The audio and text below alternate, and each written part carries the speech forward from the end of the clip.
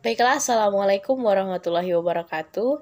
Perkenalkan, nama saya Mustika Alputri dengan NIM 205710007. Di sini saya akan menjelaskan mengenai kurikulum di Cina.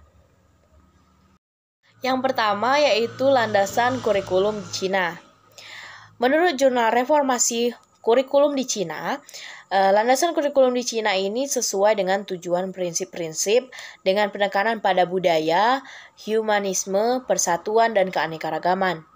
Pentingnya pembelajaran yang mendalam dengan penekanan pada penguasaan keterampilan generik seperti kolaborasi dan pemecahan untuk tujuan seumur hidup daripada memproduksi warga terasing karena pemikiran kritis dan kreativitas. Selanjutnya yaitu model kurikulum. Untuk model kurikulum Cina, itu sebagian besar sekolah di daratan Cina telah mengadopsi kebijakan pemisahan mengenai kedua kurikulum pusat dan berbasis sekolah. Selanjutnya yaitu kurikulum Cina secara umum. Kurikulum dirumuskan oleh Komisi Pendidikan Negara atau SEDC yang sangat fleksibel serta bervariasi atas dasar kemampuan dan karakteristik wilayah, kota, dan desa, dengan memberikan keluasaan bagi daerah atau pedesaan untuk merambahkan kurikulum lokal dengan acuan sebagai berikut. SD memuat mata pelajaran yang berbeda antara perkotaan dan pedesaan. Untuk SD pedesaan misal memuat mata pelajaran pertanian selain mata pelajaran inti, moral, pendidikan, matematika, dan bahasa Cina. Sedangkan SD untuk perkotaan itu diwajibkan mempelajari mata pelajaran olahraga. Sekolah menengah pertama memberikan 13 mata pelajaran wajib serta di antaranya MA, pendidikan moral, politik, bahasa Cina, bahasa asing, dan matematika. Sedangkan untuk SLTA disesuaikan dengan keinginan siswa, kebutuhan sosial masyarakat, serta kondisi lembaga setempat dengan beberapa mata kuliah pilihan. Selanjutnya yaitu reformasi kurikulum yang ada di Cina. Reformasi kurikulum dimulai pada tahun 1999 di daratan Cina. Diharapkan dapat menghilangkan batas-batas kurikulum, mata pelajaran berbasis, dan mendorong berbagai jenis integrasi antara subjek dan di antara unsur-unsur belajar yang berbeda.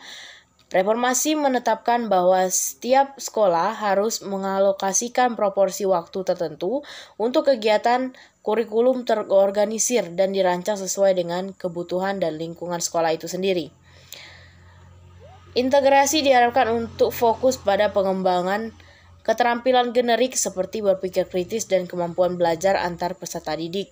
Untuk tujuan seumur hidup, pemerintah Cina mengakui bahwa kebijakan kurikulum saat ini dan praktek sudah ketinggalan zaman, sehingga gagal untuk memenuhi kebutuhan di abad ke-21 ini.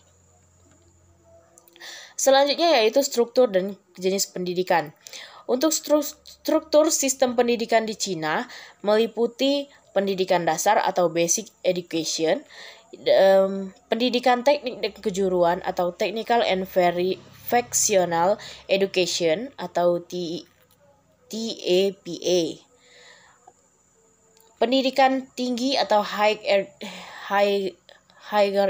education, dan pendidikan orang dewasa atau adult education. Berikut visualisasi sistem pendidikan Cina.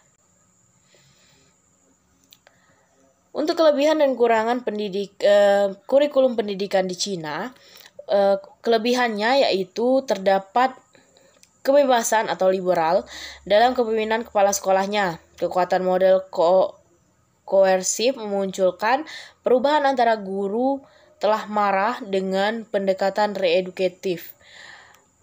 Guru telah diberikan kebebasan dalam mengatur kegiatan yang bertujuan untuk mengembangkan pandangan yang luas, khususnya budaya global dalam versi diperpanjang profesionalisme Dengan adanya kebebasan, kreativitas sekolah dapat mengembangkan peserta didiknya dapat tercipta.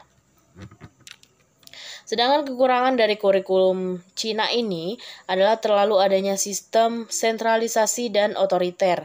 Jadi yang mengelola itu hanyalah sekolah, tidak dipantau oleh negara. Selanjutnya yaitu kurikulum pendidikan yang berlaku di Cina ini, yaitu diantaranya kelompok mata pelajaran agama dan moral, kelompok mata pelajaran Cina dan MA, kelompok mata pelajaran ilmu pengetahuan dan teknologi matematika, kelompok mata pelajaran sosial dan politik, kelompok mata pelajaran jasmani, olahraga, dan kesehatan, dan kelompok mata pelajaran bahasa Cina dan bahasa asing. Untuk perbedaan kurikulum pendidikan Indonesia dengan Cina, yaitu pendidikan di Cina menggunakan sistem kredit dan dapat melanjutkan ke jenjang selanjutnya apabila telah memenuhi angka kredit tersebut. Sedangkan di Indonesia hal ini tidak dilaksanakan pada untuk SD, SMP, SMA, tetapi hanya dilaksanakan oleh perguruan tinggi. Yang kedua yaitu tingkatan pendidikan di Cina terdapat pendidikan khusus, sedangkan di Indonesia tidak ada pendidikan khusus. Yang ketiga yaitu muatan dari materi kimia yang diajarkan di Cina itu lebih menekankan pada aplikasi dan lingkungan. Sedangkan di Indonesia aplikasi dan lingkungan itu tidak diutamakan, hanya sebagai pelengkap. Baiklah, itulah kurikulum di Cina yang dapat saya sampaikan. Lebih dan kurang saya mohon maaf. Wabillahi taufiq wal hidayah. Wassalamualaikum warahmatullahi wabarakatuh.